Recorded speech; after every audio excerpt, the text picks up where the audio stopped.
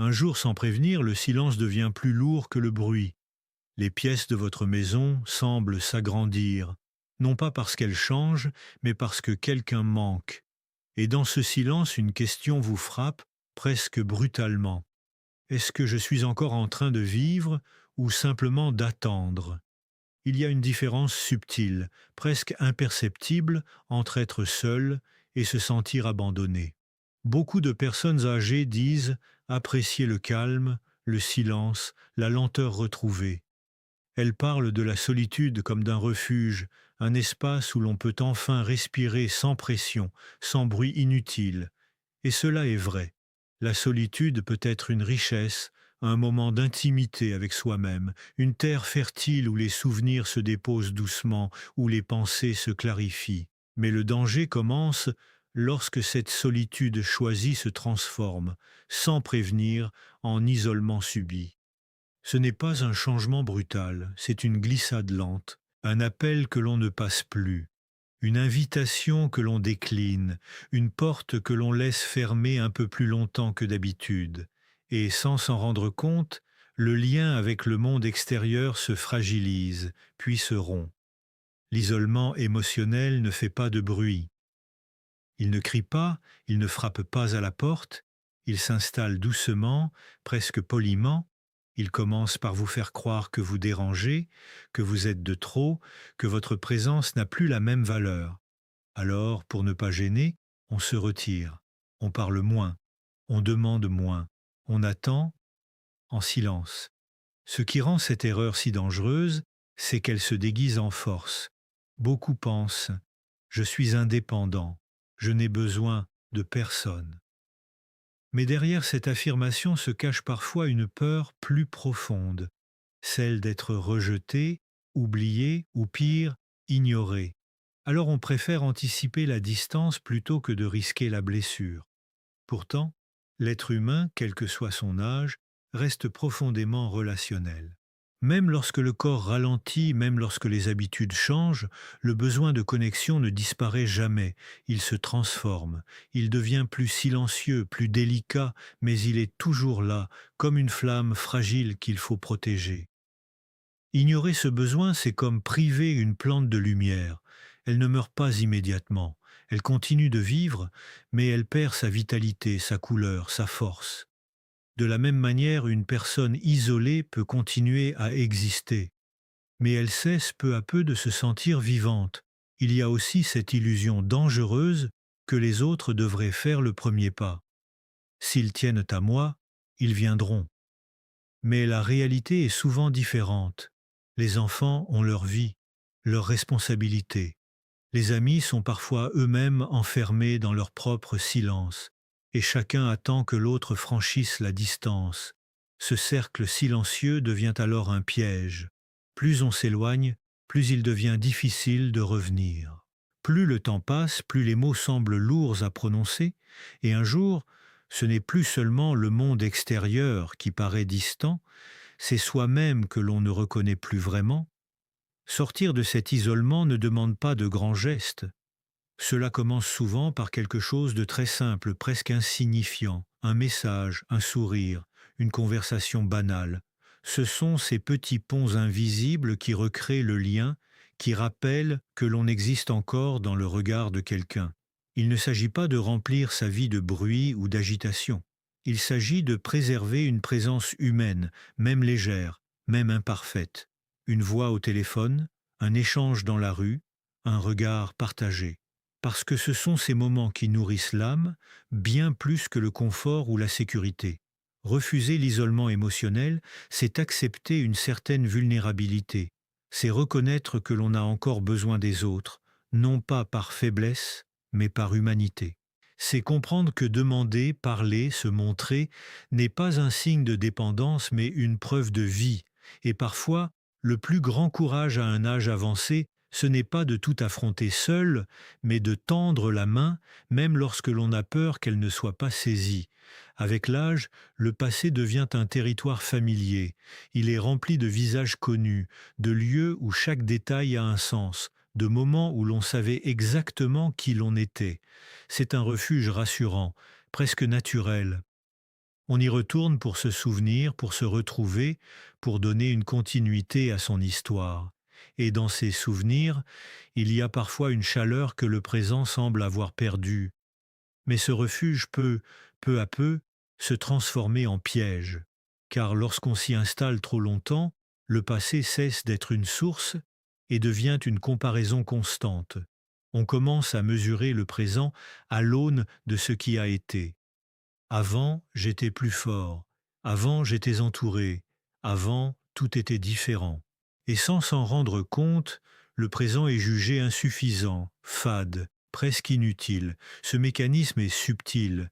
Il ne s'agit pas seulement de se souvenir, mais de s'accrocher, de vouloir revivre ce qui ne peut plus exister de la même manière, de chercher dans aujourd'hui une intensité qui appartient à hier. Et cette quête est épuisante, car elle est impossible. Le passé est une photographie. Le présent, lui, est un mouvement. Confondre les deux, c'est refuser la transformation naturelle de la vie. C'est vouloir figer le temps, alors que tout, en nous et autour de nous, continue de changer. Il y a aussi cette tendance à idéaliser ce qui a été. Avec les années, la mémoire adoucit les contours. Elle efface certaines douleurs, amplifie les moments heureux. Ce qui reste devient presque parfait, et face à cette version embellie du passé, le présent ne peut que sembler imparfait. Cette illusion renforce le sentiment de perte, comme si la vie avait déjà donné le meilleur et qu'il ne restait plus qu'à attendre. Mais la vérité est plus nuancée. Le passé n'était pas seulement beau, il était complexe, parfois difficile, souvent incertain. Simplement, avec le recul, on ne retient que ce qui apaise. Et en oubliant cela, on se condamne à une nostalgie qui enferme au lieu de nourrir. S'accrocher au passé, c'est aussi refuser de redéfinir son identité. Pendant longtemps, on s'est construit à travers des rôles. Parents, professionnels, partenaires, amis. Ces rôles donnaient un sens, une direction. Mais avec le temps, certains disparaissent, d'autres évoluent. Et face à ce vide, il devient tentant de se raccrocher à ce que l'on était, plutôt que d'explorer ce que l'on peut encore devenir. Pourtant, la vie ne s'arrête pas parce que certains chapitres se ferment. Elle change de rythme, de forme, de profondeur. Elle demande une nouvelle manière d'habiter le temps. Moins dans la performance, plus dans la présence, moins dans l'accumulation, plus dans l'expérience. Reconstruire le présent ne signifie pas oublier le passé, cela signifie lui donner sa juste place, le considérer comme une racine et non comme une destination. Une racine nourrit, elle stabilise, elle soutient. Mais elle ne doit pas empêcher la croissance vers autre chose. Il existe encore des découvertes à faire, même tardivement. Elles ne sont peut-être pas spectaculaires, mais elles sont réelles. Une nouvelle passion, une relation inattendue, un regard différent sur le monde. Le présent a ses propres richesses, mais elles demandent une ouverture que la nostalgie empêche. Il y a également cette peur silencieuse. Et si le meilleur était déjà derrière moi? Cette pensée, lorsqu'elle s'installe, agit comme une limite invisible. Elle freine l'envie, elle réduit l'élan, elle installe une forme de résignation. Mais cette idée repose sur une illusion, celle que la vie suit une seule trajectoire ascendante, puis descendante. En réalité, la vie est faite de cycles. Certains moments sont intenses, d'autres plus calmes, certains sont tournés vers l'extérieur, d'autres vers l'intérieur. Et chaque phase a sa valeur, même si elle est moins visible, moins reconnue.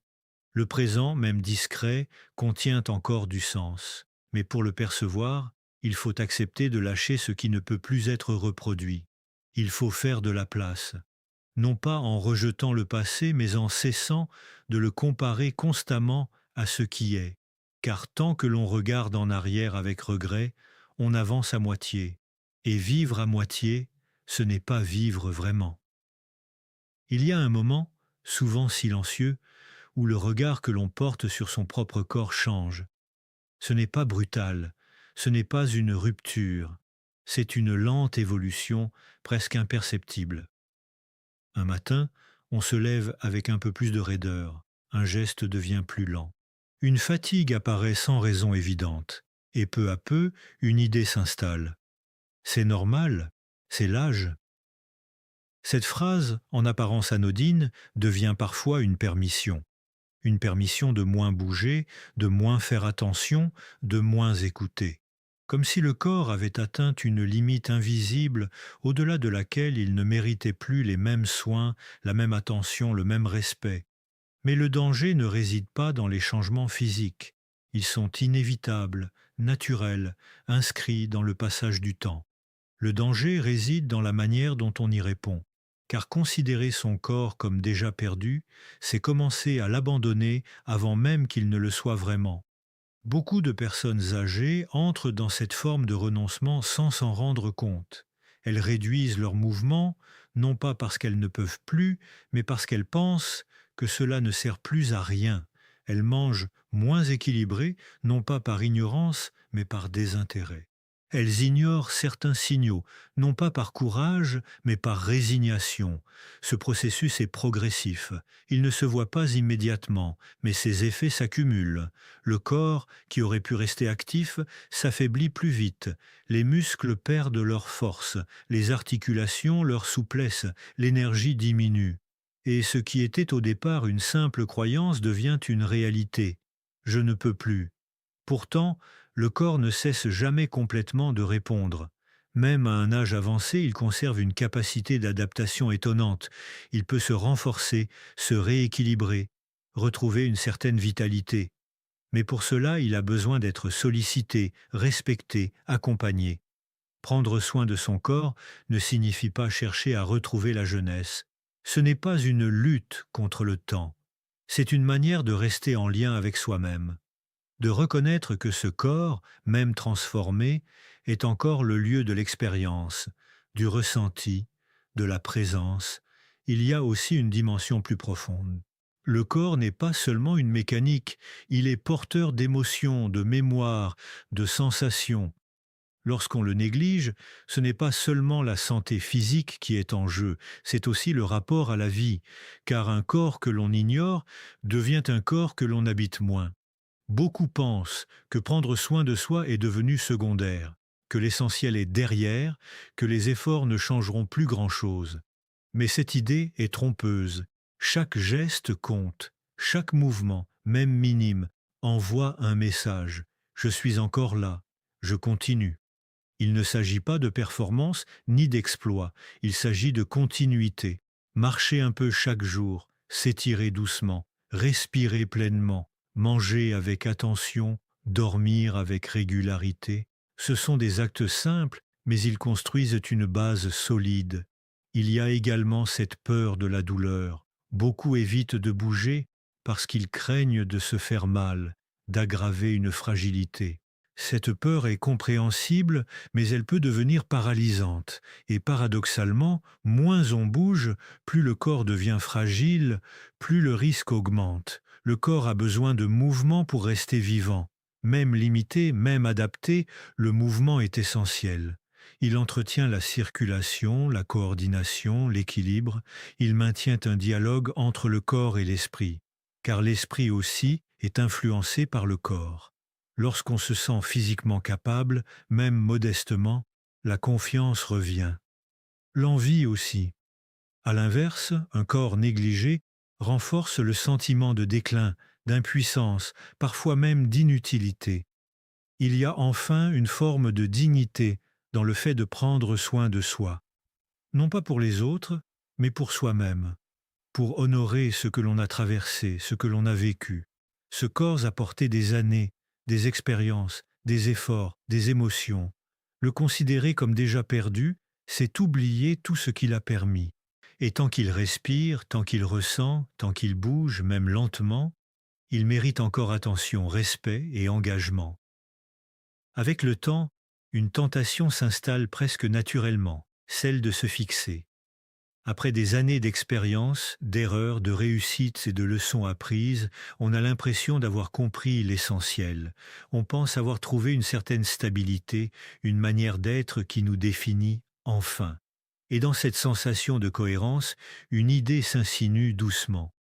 Je suis comme ça maintenant, je ne changerai plus.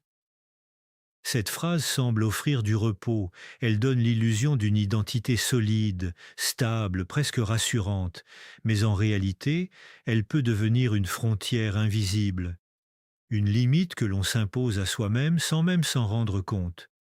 Refuser l'évolution intérieure, ce n'est pas simplement résister aux nouvelles idées ou aux changements extérieurs, c'est plus profondément cesser de se questionner. C'est croire que ce que l'on est aujourd'hui est définitif, qu'il n'y a plus rien à explorer, plus rien à transformer. Et cette croyance, avec le temps, enferme, car l'être humain n'est jamais terminé. Même à un âge avancé, il reste en mouvement, en transformation constante. Les expériences continuent de façonner la perception, les rencontres influencent les émotions, les événements modifient la compréhension du monde, mais si l'on refuse ce processus, on se coupe de cette dynamique essentielle. Ce refus prend souvent des formes discrètes. Il peut se manifester par une rigidité dans les opinions, de mon temps, c'était mieux, ou encore, aujourd'hui, tout va mal. Ces phrases ne sont pas seulement des jugements sur le monde. Elles traduisent une difficulté à accepter que les choses changent, que les repères évoluent, que les nouvelles générations construisent autrement. Il ne s'agit pas de tout accepter, ni de renoncer à ses valeurs. Il s'agit de rester ouvert, d'accepter que le monde continue sans nous attendre et que notre rôle n'est plus forcément de diriger, mais peut-être d'observer, de comprendre, de transmettre autrement. Refuser le changement intérieur, c'est aussi s'accrocher à certaines blessures. Avec les années, les déceptions, les conflits, les regrets peuvent s'accumuler. Et parfois, au lieu de les transformer, on les fige, on les garde comme des preuves, comme des justifications. On m'a fait du mal, donc je me protège. On m'a trahi, donc je ne fais plus confiance. Ces mécanismes sont compréhensibles. Ils ont souvent été nécessaires à un moment donné. Mais lorsqu'ils deviennent permanents, ils empêchent toute évolution. Ils ferment les portes à de nouvelles relations, à de nouvelles expériences, à de nouvelles formes de confiance. Évoluer intérieurement demande une forme de courage. Le courage de remettre en question ce que l'on croyait acquis. Le courage de reconnaître que certaines certitudes peuvent être revisitées. Le courage d'accepter que l'on peut encore apprendre, même tardivement. Il y a aussi cette peur silencieuse, celle de perdre ce que l'on est. Changer peut donner l'impression de trahir son identité, de renier son passé. Mais en réalité, évoluer ne signifie pas effacer. Cela signifie intégrer, transformer, enrichir. C'est une continuité, pas une rupture. Le changement intérieur peut être subtil.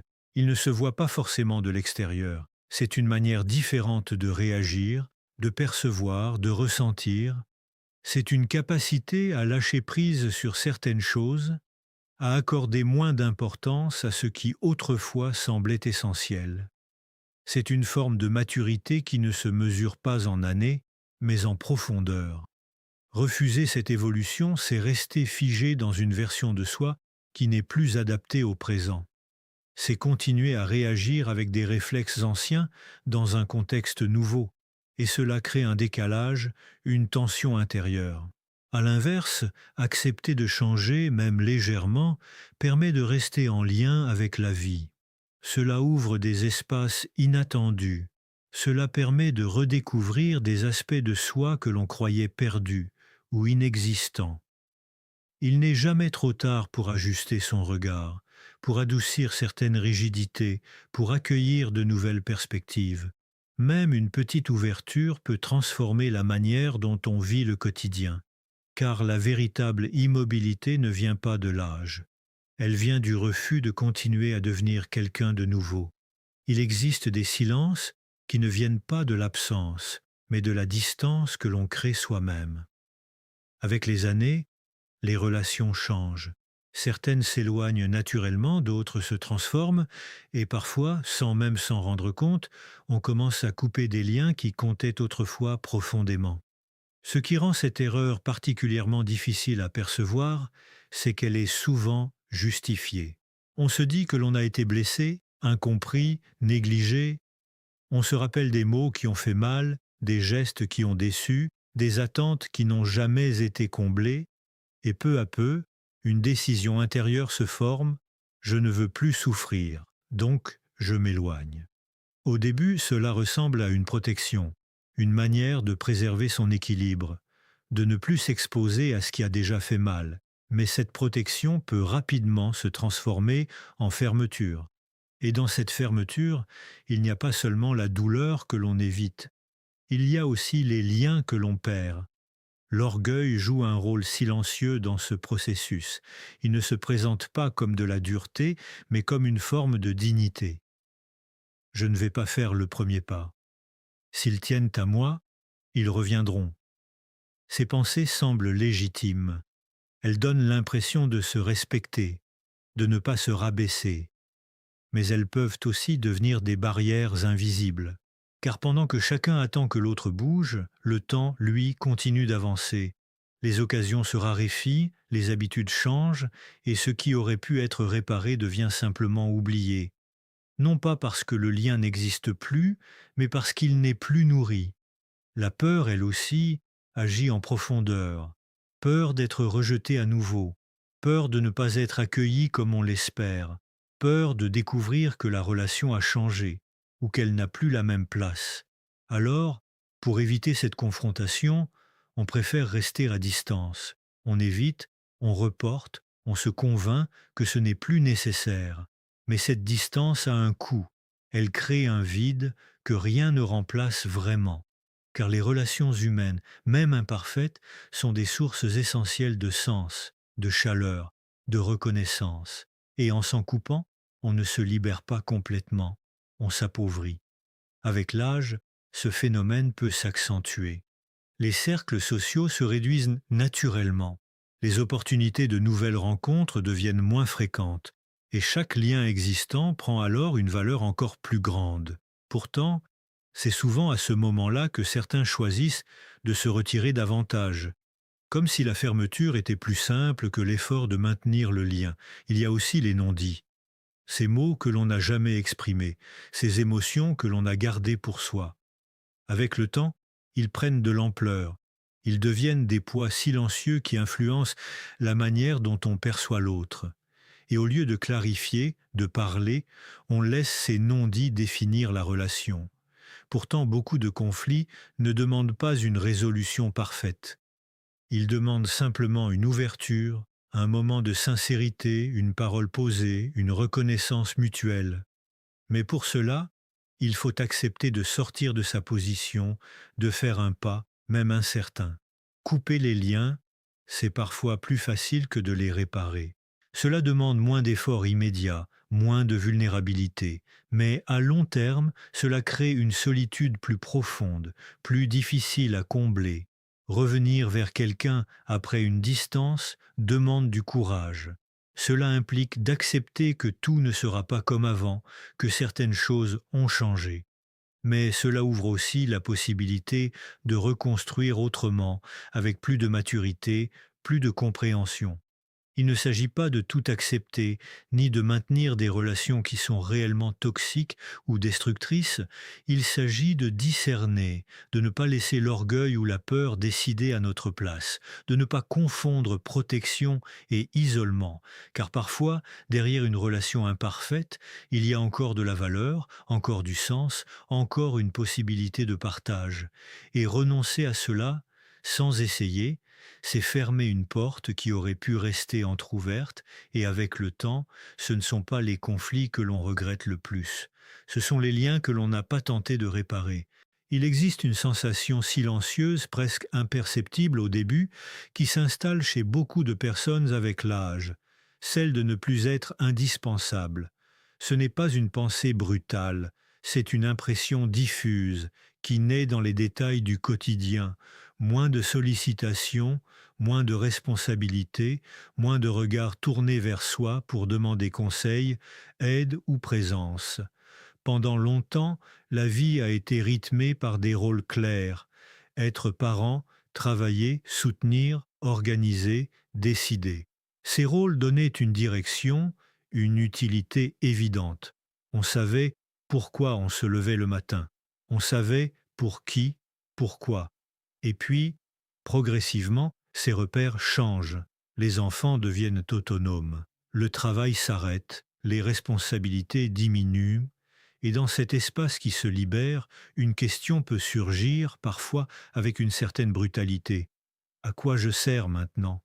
Cette question est profondément humaine. Elle touche à quelque chose d'essentiel, le besoin de se sentir utile, de contribuer, d'avoir un impact, même discret, sur le monde qui nous entoure. Mais lorsque ce besoin n'est plus nourri, il peut laisser place à un sentiment de vide. Beaucoup répondent à ce vide en se retirant encore davantage. Ils pensent que leur temps est passé, que leur rôle est terminé. Ils observent la vie des autres continuer, parfois sans eux, et en concluent qu'ils n'ont plus de place réelle. Cette conclusion, bien qu'elle semble logique, est souvent une erreur, car l'utilité ne disparaît pas avec l'âge, elle change simplement de forme. Ce qui est difficile, c'est d'accepter que cette utilité ne sera plus la même qu'avant. Elle ne sera peut-être plus visible, mesurable, reconnue de la même manière. Elle ne passera plus forcément par des actions concrètes ou des responsabilités formelles. Elle deviendra plus subtile, plus relationnelle, plus intérieure, un regard attentif, une écoute sincère, une présence calme. Ce sont des formes d'utilité que l'on sous-estime souvent parce qu'elles ne produisent pas de résultats immédiats. Pourtant, elles ont un impact profond. Dans un monde où tout va vite, où les relations sont parfois superficielles, une présence authentique devient précieuse. Il y a aussi cette richesse que l'on accumule avec le temps, l'expérience, non pas seulement comme une somme de souvenirs, mais comme une compréhension plus fine de la vie, des autres, de soi-même. Cette expérience peut être transmise, partagée, offerte, mais pour cela, il faut accepter qu'elle a encore de la valeur. Beaucoup hésitent à transmettre, de peur de déranger, d'imposer ou de ne pas être écoutés. Ils pensent que les nouvelles générations n'ont pas besoin d'eux, qu'elles vivent dans un autre monde, avec d'autres repères, et c'est en partie vrai. Mais cela ne signifie pas que leur présence est inutile. Elle est différente.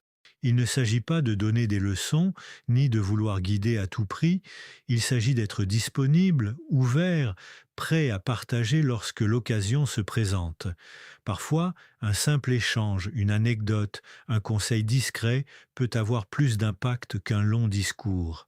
Se sentir utile ne dépend pas uniquement du regard des autres, c'est aussi une posture intérieure, une manière de se positionner face à la vie. On peut choisir de se considérer comme en retrait ou comme encore engagé à sa manière. Il existe 1000 façons de rester utile, s'impliquer dans une activité, même modeste, aider quelqu'un dans son entourage, participer à la vie sociale, associative, familiale. Même les gestes les plus simples peuvent redonner un sentiment de contribution. Mais pour cela, il faut faire un choix. Le choix de ne pas se définir uniquement par ce que l'on a été, mais par ce que l'on peut encore apporter. Le choix de ne pas attendre d'être sollicité, mais d'oser proposer, d'oser être présent. Il y a aussi cette idée que l'utilité doit être grande pour être légitime, comme si seules les actions importantes comptaient, mais la réalité est différente.